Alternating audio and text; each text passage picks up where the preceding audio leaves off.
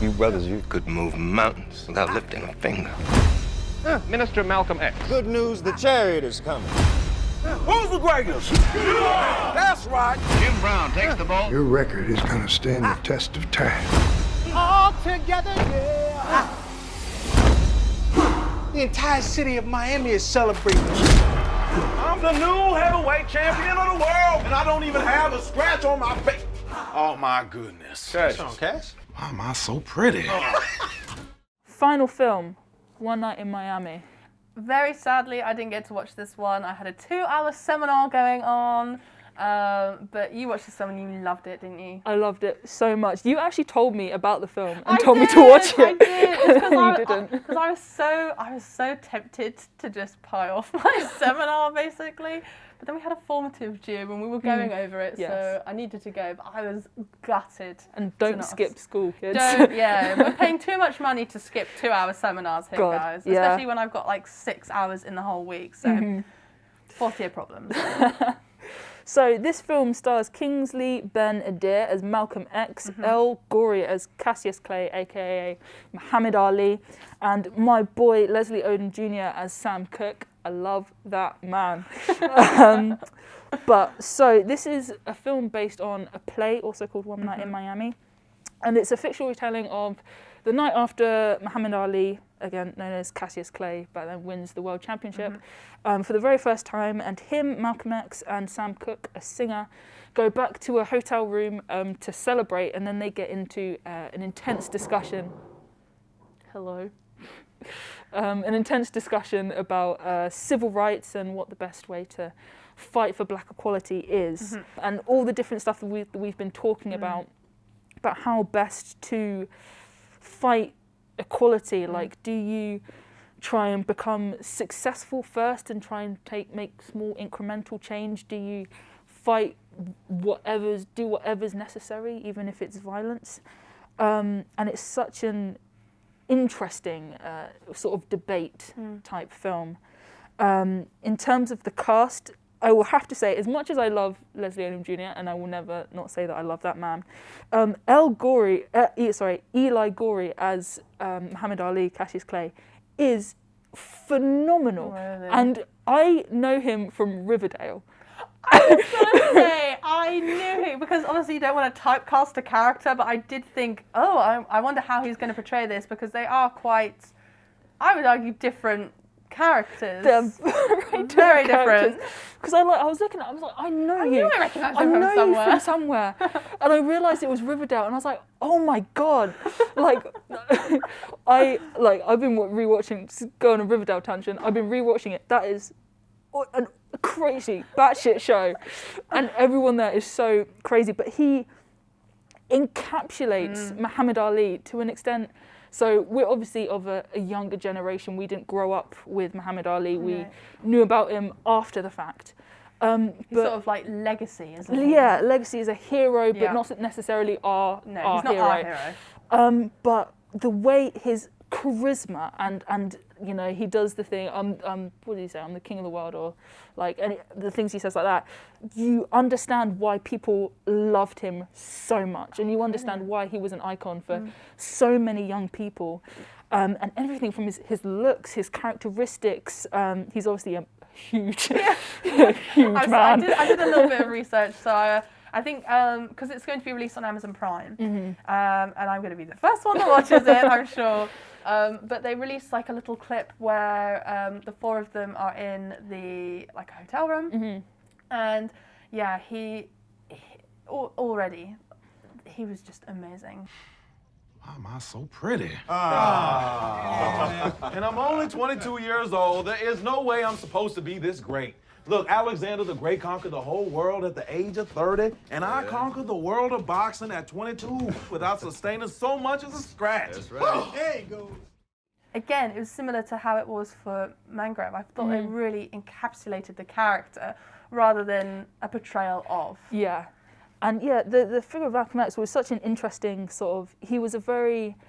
this is the period of time he is with the Nation of Islam, but he's it's during the period where he's looking to start his own group. He's got issues with the Nation. And at first I don't know, when you compare him with the broadness and charisma of Muhammad Ali, he's very sort of quite quiet and sort of the stereotype of how you imagine Malcolm X to be, always talking about justice and all that kind of stuff. That was definitely in the minute and a half clip. That's what it was. It was the three men plus Muhammad Ali. Oh yeah, winning, and then it was Malcolm X saying, "Well, what can we do with this?" Yeah, how can we use this? Exactly. And I guess it becomes annoying, and not necessarily your least favourite person, but you're just like, sort of like you identify less with him. Maybe. Yeah, it's kind of weird. But then there is a whole another scene, and Sam Cooke was a singer, and he's getting popular. The whole debate with him is that he's becoming even more popular with white people, slightly distancing himself from his roots, and sort of a lot of his songs are very about like love and sex and not sort of about like this mainstream. Yeah. What sells kind of thing. Exactly, what sells. And Malcolm X obviously has a huge problem with that, because it's like you're in this position of power, even more so than he is. Like, you're not utilising it. Yeah, you're not utilising it. Why don't you use the money to do this? Sure. And they've been friends for years previously, or at least they in the film and in the play they have been. And Sam Cooke says, like, where's my friend gone? Even when we're talking about this, even when we're trying to have a party and celebrate Cassius's victory, you're still talking you're like politicizing it. Yeah, you're still politicizing. You're still talking like you were talking to the press. And then after that, he becomes more human and trying to understand Sam's perspective, because Sam is like, okay, I understand what I'm doing, and there's a whole issue with, there was I can't remember the name of it, but a black singer-songwriter who writes a song that doesn't do particularly well, and then a white person covers it and it goes nuclear. But Sam Cooke's perspective is, but he's still got the credit, he's still got the royalties, so every time that song sells, he's getting money. So even though he's not the big name, money is still going into the black community. So it's a question of, even if it's not signposted, even if you're not making a big deal out of it, he's still trying to make a difference. Well, not to sort of like, don't at me Tesco, but like every little helps. You know, like every little sort of point of focus on the black community as agentic, talented equals really is amazing. Yeah. I love the film. The only person that seems a little bit out of phase, so one person I didn't mention, Jim Brown, who was a ex-NFL player, eventually turned actor, played by Aldous Hodge. He didn't get as much attention as the rest of them, which is surprising, because I think he was quite considered one of the best football players in history, I believe. Gosh. But just compared to the others, his plot and his subplot weren't as like developed, maybe? Yeah, not as developed, not as contentious. He kind of seemed almost like a mediator between, because like I think the main conflict was between Malcolm X and Sam Cooke, and then you have sort of Cassius often being like the humour, the comic relief kind of character, but also having those grounded moments, like he understands the position that he's in. But yeah, Jim Brown didn't get as much, and I think that the actor did as best he could with the content he was given. No, I don't have any qualms with him. No criticisms on his performance. As a performance, no, I think his performance was great.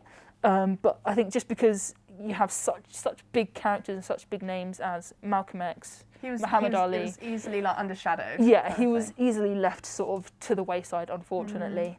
But I still, I think, appreciated his presence there, because as I said, he was sort of a mediator.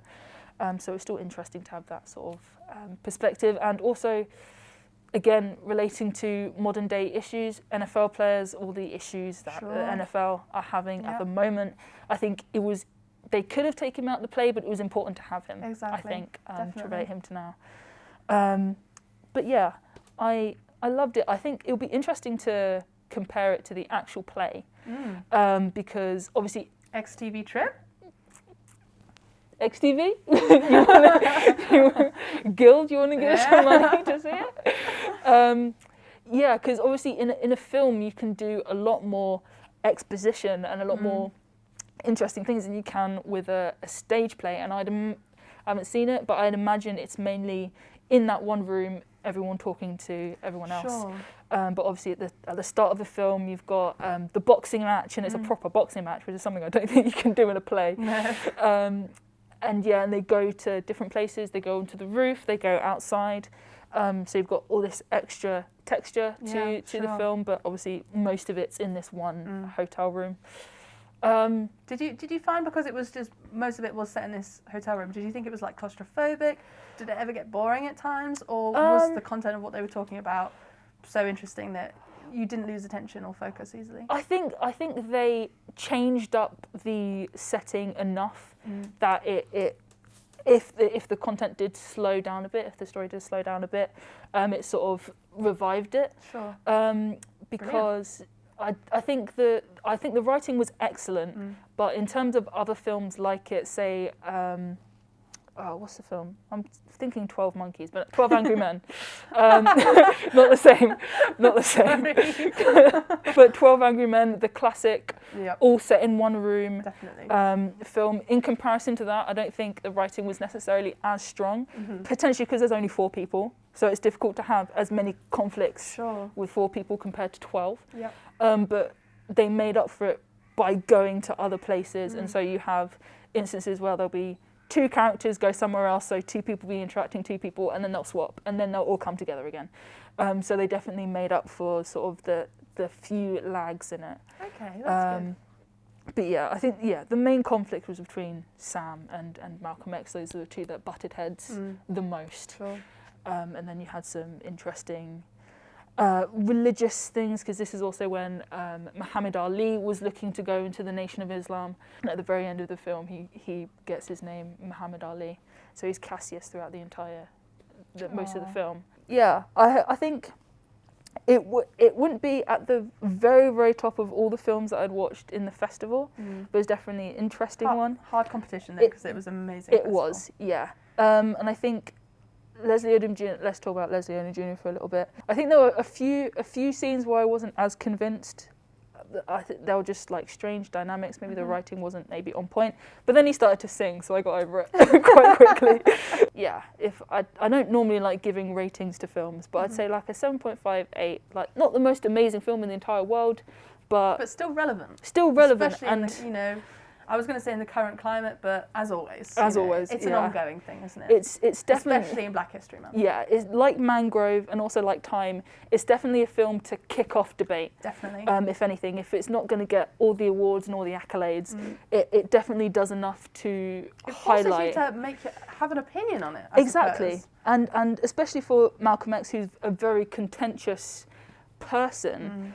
If this is an imagined meeting, it's interesting that they didn't have like Martin Luther King in there as well, who are normally the 2 people, the 2 ideologies that. Exactly that. If you do think of Malcolm X, you do think of, synonymous with Martin Luther King, who had, well, as in mainstream sort of understanding of it all, they had very conflicting ideas. Yeah. So that would have been what I would have expected, I guess. Yeah. So it's interesting that they didn't choose to go that direction. Yeah, and it really with other people that were maybe less sort of associated. Yeah, and less sort of, I don't know. I'd never heard of Sam Cooke before this, so it might be. Obviously, we're British. This is an American film, so American people might be more sort of aware of him. Sure.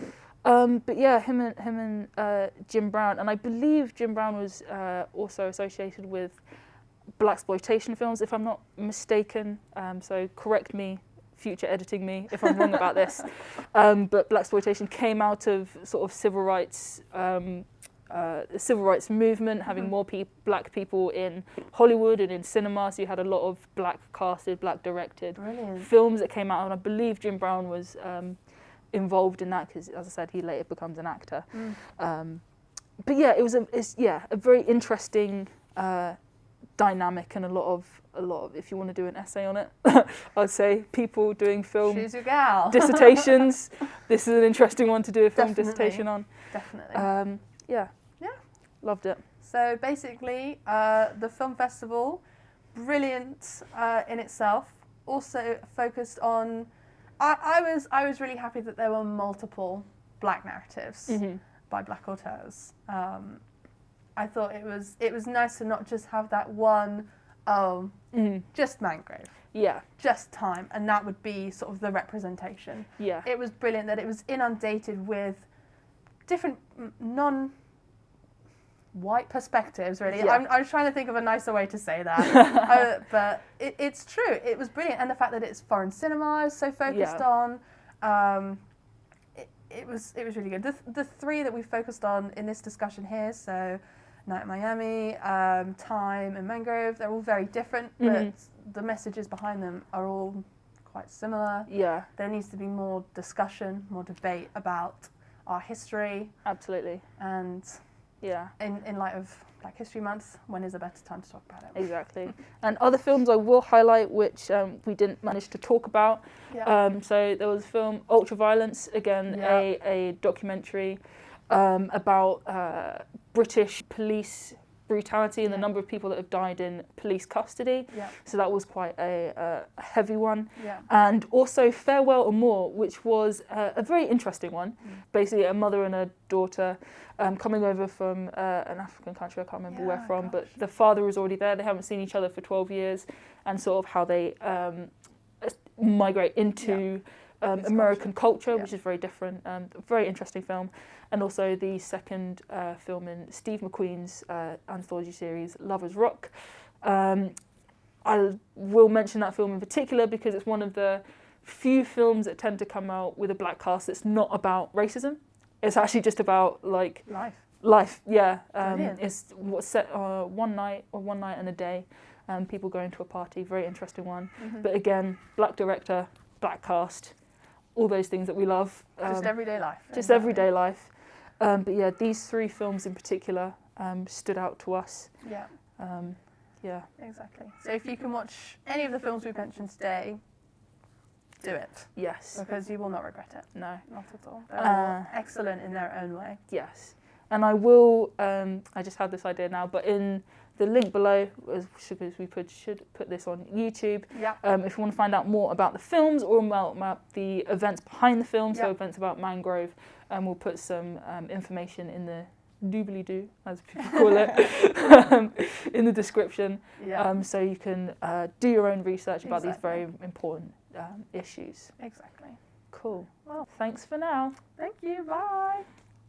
Don't know where to wave. Thank you for watching the video. More of our reviews of the BFI Film Festival are in the works, so please watch this space if you'd like to check them out.